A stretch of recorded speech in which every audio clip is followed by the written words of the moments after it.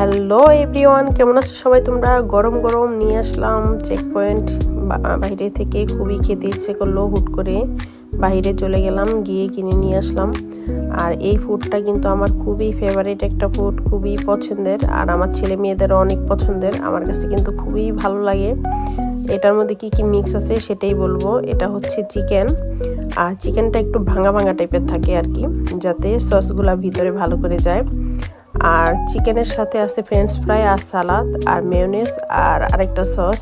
দুইটা সস দিয়ে পুরাটা মানে খাবারের মধ্যে মিক্স করা থাকে, যাতে মানে জুসি হয় খাবারটা আর কি।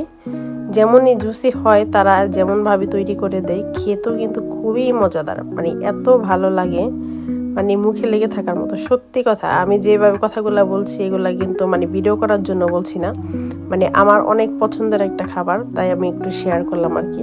সো আপনারাও খেয়ে দেখবেন কেমন লাগে, তাহলে বুঝবেন হয়তো বা অবশ্যই ভালো লাগবে আমার মতো।